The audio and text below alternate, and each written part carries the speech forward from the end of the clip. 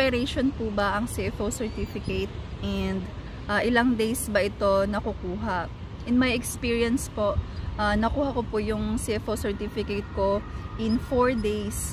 Kasi po, last 2020 pa po yun and hindi pa po sila masyadong nagre-require ng maraming documents. Pero nung start po ng 2021, medyo dumami po yung mga Filipino na gustong lumabas ng ibang bansa to meet their foreign partner.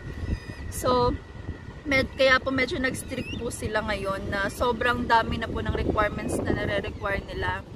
And I have a video po about sa mga requirements na kailangan. I will put the link in my description po. Depende po siya kung ilang days nyo po makomply yung mga documents na kailangan nila. Kapag na-comply nyo po agad and nasubmit nyo sa kanila, bibigyan po nila kayo ng schedule for telecounseling.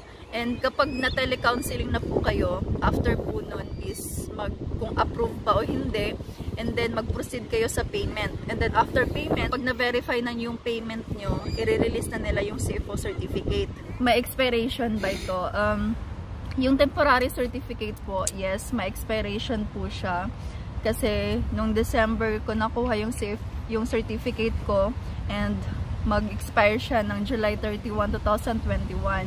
And I think lahat po yata ng temporary certificate ay mag-expire ng July 31, 2021.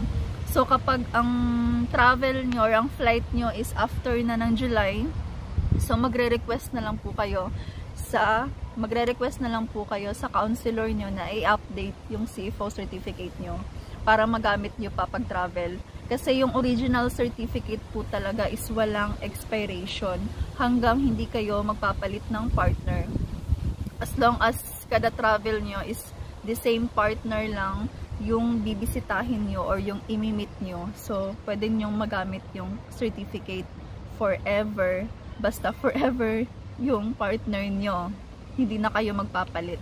Pero kung kunwari po magbe-break kayo and then may other relationship na foreign partner, so kailangan nyo po ulit kumuha ng another certificate. So yun po, ilang months ba or ilang days ba makukuha yung original? In my experience until now, hindi ko pa rin nakukuha yung original certificate ko. So ang sabi nila is 2 months or more.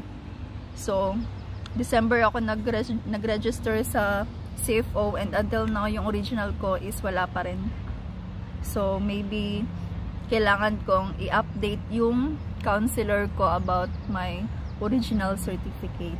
So yun po, kung may mga questions pa kayo, mag-comment lang kayo.